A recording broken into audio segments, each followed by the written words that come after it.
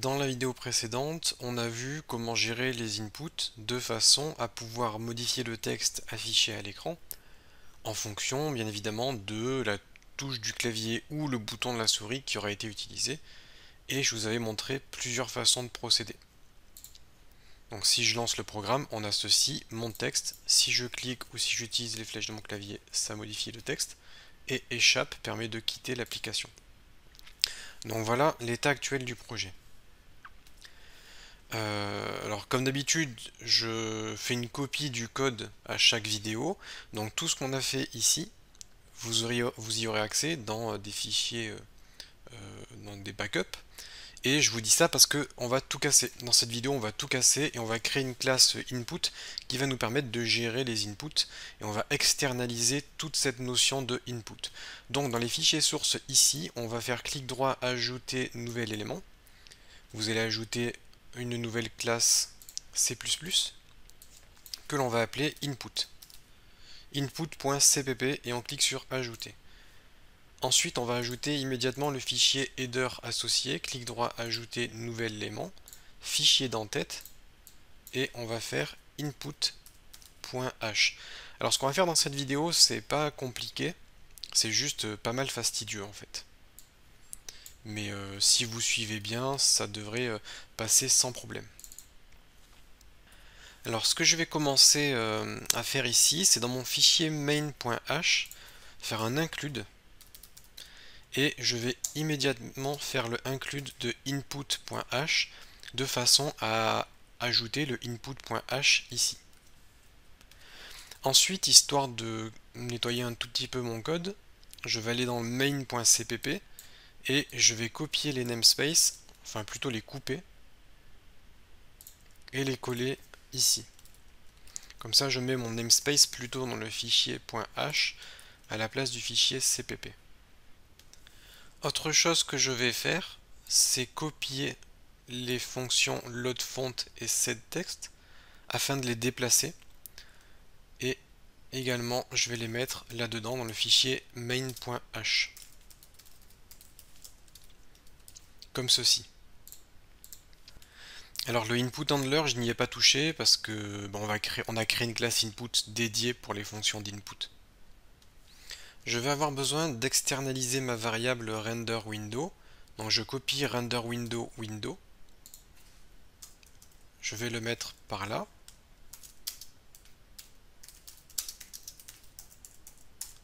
Comme ceci. Et j'oublie pas le point virgule. Et en dessous, on va faire, au lieu de faire renderWindow window, on va faire un window.create comme ceci. Je vous avais déjà montré ça dans une des premières vidéos. Je vais maintenant aller dans mon input.cpp et je vais également faire un include de input.h de façon à inclure le fichier input.h. Alors quand on commence à faire des fichiers d'entête avec pas mal de include qui s'enchaînent, ça peut poser des problèmes. Dans certains cas, ça peut poser des problèmes. Vous allez inclure quelque part des choses. Parmi ces choses-là, vous allez inclure un fichier qui lui-même va inclure d'autres fichiers, ce qui fait que vous pouvez vous retrouver à avoir inclus, sans le faire exprès, plusieurs fois la même chose. Donc par exemple, on va faire ça sur le input.h, je vais aller ici, et je vais faire dièse if, qui est une condition, ndef. Ndef, ça veut dire non défini. Si non défini, et là je vais faire input h, donc c'est moi qui décide du nom ici. Donc si input h n'a pas été défini, je vais faire un define de input h. Et comme vous pouvez le constater, Visual Studio m'a ajouté un end if qui est la fin de ma condition. Donc là je dis si input h n'existe pas, crée input h, fin de condition. Donc tout ça signifie que tout ce que l'on va écrire ici ne sera inclus que si ça n'a jamais été inclus. Mais si ça a déjà été inclus, ça veut dire qu'on a déjà défini ça, et donc la prochaine fois qu'on essaye d'inclure input h et qu'on va faire un if non défini, eh bien le truc sera déjà défini, donc tout ceci sera ignoré. Donc ça, c'est une astuce qui va vous permettre d'inclure qu'une seule fois certains éléments. Et par exemple, dans input.h, je peux faire un include de la SFML using namespace std et sf de façon à pouvoir utiliser ces librairies. Alors d'ailleurs, non, le std, pour l'instant, on n'en a pas besoin. Je ne vais pas surcharger le code. Et ces librairies-là ne seront inclus que si input.h n'existe pas, bien évidemment. Donc je retourne dans input.cpp dans lequel on a inclus input.h et je vais immédiatement créer le constructeur. Le constructeur, on va l'écrire comme ça, input input. Et là, ça va être notre constructeur et par défaut, il va prendre certaines valeurs. Alors, notre classe input, comme son nom l'indique, va gérer les inputs, ça va gérer les entrées clavier-souris. On va donc définir tous les types de boutons possibles. Pour cela, donc on a un constructeur dans lequel on va mettre l'état par défaut des boutons, mais pour cela, je dois d'abord me rendre dans le fichier input.h, ici, et je vais devoir créer une classe input. Alors automatiquement, Visual Studio me génère du code. Alors, je vais effacer tout. On va écrire manuellement tout parce que comme ça sera plus facile de bien comprendre. Donc faites la même chose, créez votre classe input et si Visual Studio vous injecte du code par défaut, effacez-le et on va le réécrire nous-mêmes. Donc là, on a créé notre classe ici, ce qui fait que là, notre constructeur, on n'a plus d'erreur, puisque maintenant on peut instancier la classe puisqu'elle existe. Dans cette classe, on va mettre tout un tas de propriétés. Notamment, on peut créer une structure que je vais appeler button et qui prendra tous ces boutons-là, gauche, droite, haut, bas, attaquer et touche échappe. Tous les boutons sont des booléens, donc j'utilise booléen qui prend, souvenez-vous, une valeur soit vraie soit fausse. Tous les boutons sont séparés par des virgules, et la dernière occurrence se termine par un point-virgule. Une structure, alors si vous connaissez le C++ ou le C, une structure, ça va vous permettre de stocker justement plusieurs éléments, comme ceci, et on va pouvoir y accéder facilement dans notre programme tout à l'heure. Et je vais vous montrer ça dans un instant. Alors tout à l'heure, Visual Studio m'a automatiquement généré les sections publiques, comme ceci, et private. Quand on crée une variable ou une fonction, elle peut être publique ou privée. Public, ça veut dire que c'est visible de partout dans votre programme.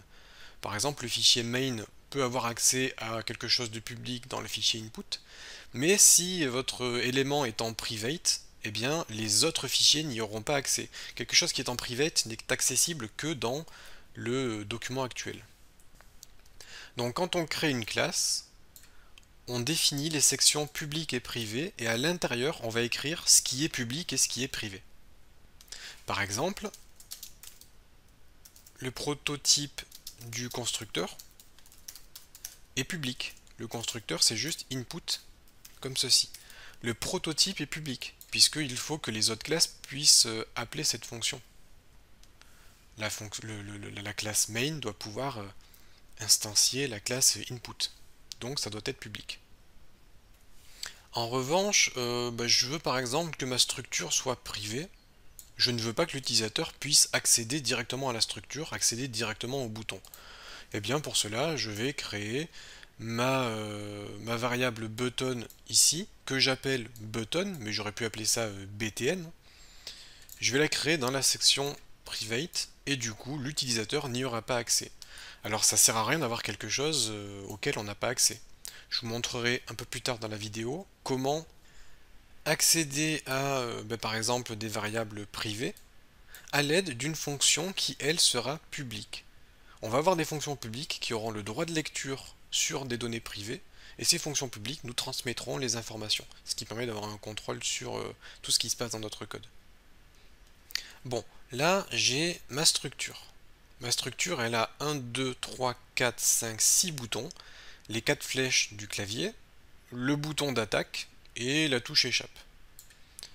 Je retourne dans input.cpp et ce que je vais faire dans mon constructeur, c'est initialiser tous ces boutons à false.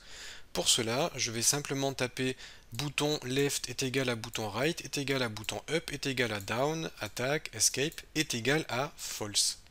Car souvenez-vous, c'est un booléen. Donc là, en faisant ça, on dit que chaque bouton est égal aux autres boutons et que le tout est égal à false. Ça permet de définir ça comme ceci. Je vais juste mettre ça sur une ligne, mais vous avez eu le temps de copier, hein. Je mets ça sur une ligne pour que ça prenne un peu moins de place. Alors ce que je vais faire maintenant, c'est la fonction de gestion des inputs. Alors cette fonction existe déjà. On l'a créée dans notre fichier main.cpp et si on descend, on a input handler ici. Alors cette fonction, je vais la réécrire entièrement. Je vais commencer quand même par copier le nom de la fonction et la fermeture de la fenêtre. Et je vais également copier ça, le if event type keyPressed. Je vais copier tout ça. Alors je vais doucement pour que vous puissiez bien voir.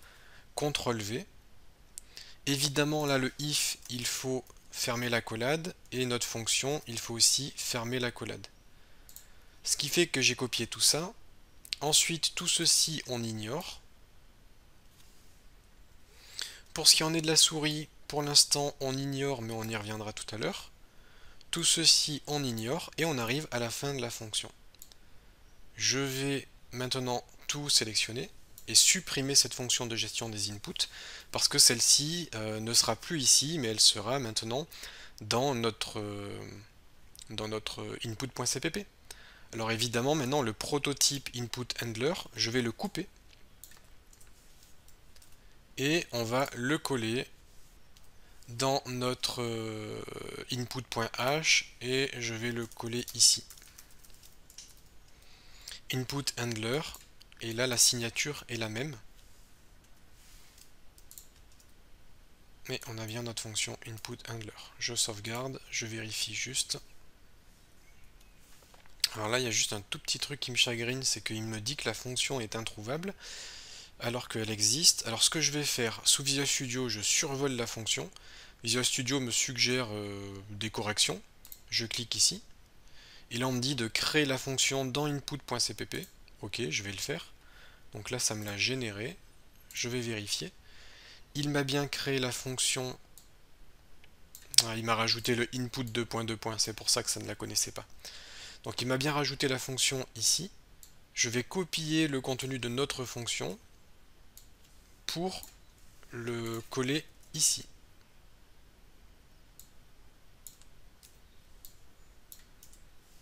Et je remets mon commentaire.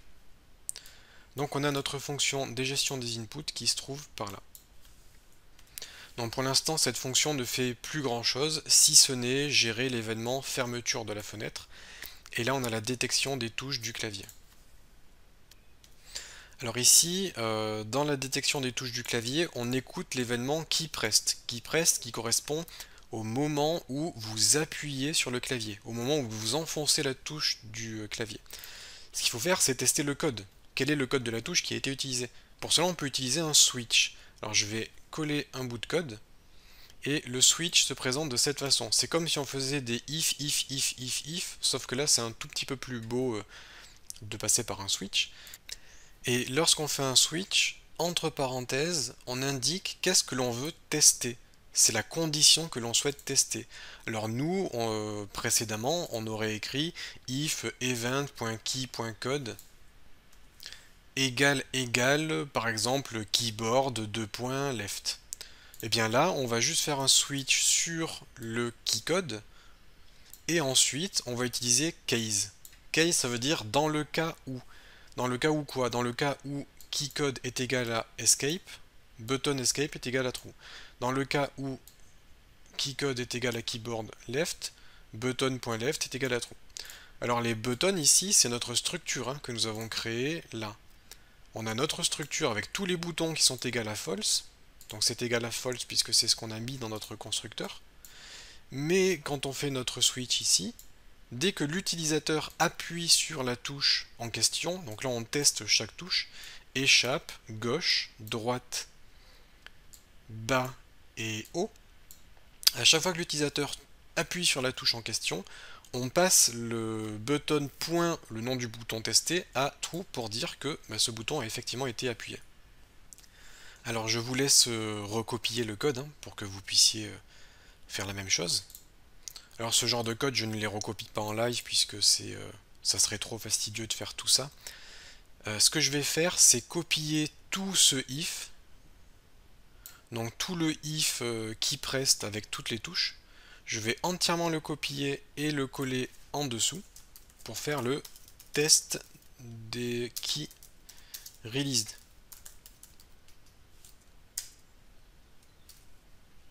Donc on fait exactement la même chose, sauf qu'on va tester l'event type key released au lieu de tester le event type key pressed.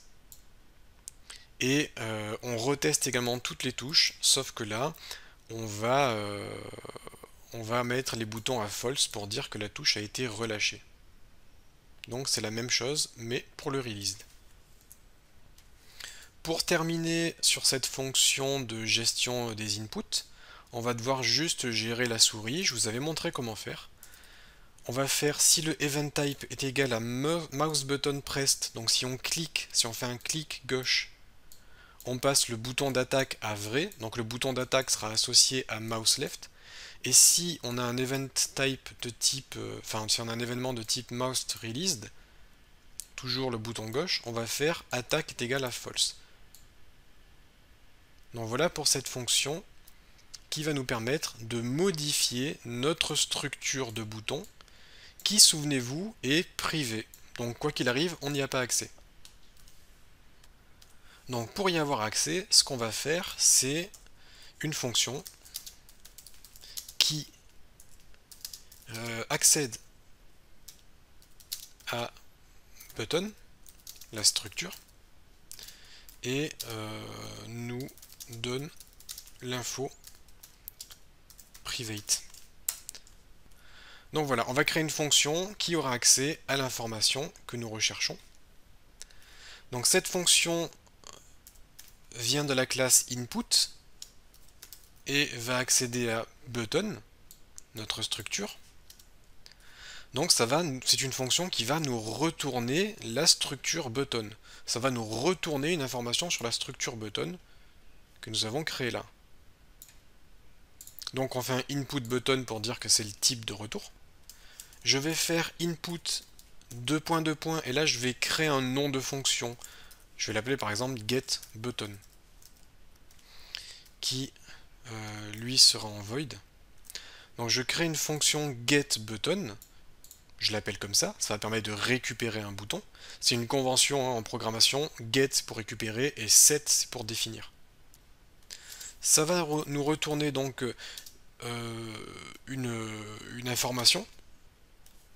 Et cette information, alors je vais faire un return parce que ça va nous retourner cette information.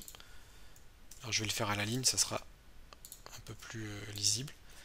Je vais faire un return de button.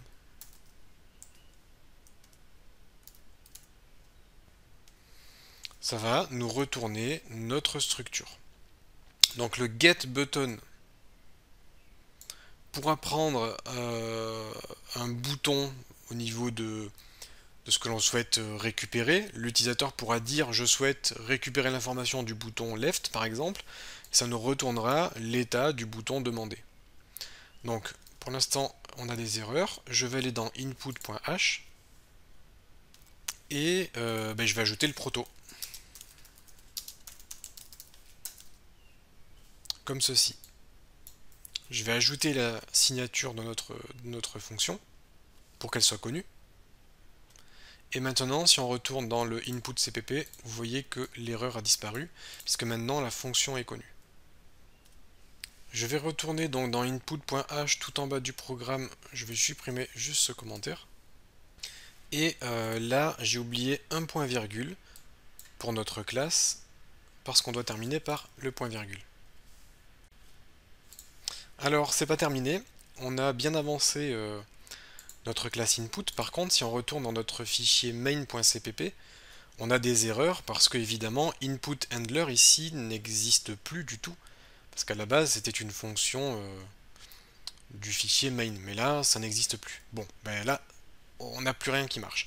Alors ce que je vais faire, c'est me mettre en haut du programme au niveau des variables et je vais par exemple ajouter un commentaire pour la gestion des inputs. Je vais instancier ma classe input, je vais l'appeler input. Donc là j'ai tout simplement créé quelque chose qui s'appelle input qui correspond à notre classe input ici. Et du coup input, encore une fois là c'est moi qui ai choisi le nom, input a accès à tout ce que nous avons là-dedans. Et là-dedans, si on a bien fait les choses, on a une fonction inputHandler. Donc j'ai juste à faire input.inputHandler. Et là, comme par magie, ça marche parce que ça va aller dans la classe input et vérifier si on a un inputHandler. Ça va ici, ça vérifie si on a un inputHandler. Et effectivement, on a le inputHandler. Donc techniquement, c'est censé marcher. Sauf que là, ça ne fera pas grand-chose. On peut éventuellement tester que ça marche, que le programme se lance sans planter. Donc là, a priori, on est bien. Et on peut essayer d'appuyer sur les flèches du clavier. Rien ne se passe. Clic souris. Rien ne se passe. Touche échappe. Rien ne se passe. Bon, là, les inputs ne marchent pas. En revanche, le clic sur la croix fonctionne. Donc le clic sur la croix, c'est normal que ça fonctionne puisqu'on le gère ici. Et les flèches du clavier, c'est pas que ça marche pas, c'est que ça ne fait rien en fait. Notre classe input ne fait absolument rien. Tout ce qui se passe dans la classe input, c'est que ça détecte la touche qui est appuyée, et ça passe le bouton à vrai ou à faux, en fonction de l'état du bouton, appuyé ou relâché, et l'information est stockée dans notre structure, et notre liste de boutons, on a quelque chose qui est soit vrai soit faux, mais pour l'instant on ne sait pas trop, et on ne l'utilise pas. Notre classe permet juste de modifier l'état des boutons. Dans notre fichier main, ce qu'on peut faire, et ça je le réserve pour la prochaine vidéo parce que là ça commence à être assez long, ce qu'on va faire dans la prochaine vidéo, c'est utiliser le getInput que l'on a créé ensemble, qui permet lui de récupérer l'état d'un bouton en particulier, pour effectuer certaines opérations, comme par exemple modifier le texte qui est affiché à l'écran. Donc dans la prochaine vidéo, on reviendra à l'état tel qu'il était, enfin l'état du projet tel qu'il était dans la vidéo précédente. On n'aura pas avancé. Par contre, on aura un programme un peu plus propre, mieux structuré, puisqu'on aura bien séparé les logiques dans différents fichiers. Et lorsque vous aurez des jeux avec 10 000 lignes de code, ce qui n'est pas beaucoup, hein, eh bien vous serez bien content d'avoir bien organisé et architecturé votre projet, plutôt que de tout mettre dans un seul fichier C++. Et comme je vous l'ai dit, on se retrouve dans la prochaine vidéo pour poursuivre ce que nous sommes en train de faire. Ce qu'il faut, c'est que votre projet marche comme moi, juste que la fenêtre se lance sans plantage. C'est bon signe si ça fait comme ça, et vous pouvez passer alors à la vidéo suivante.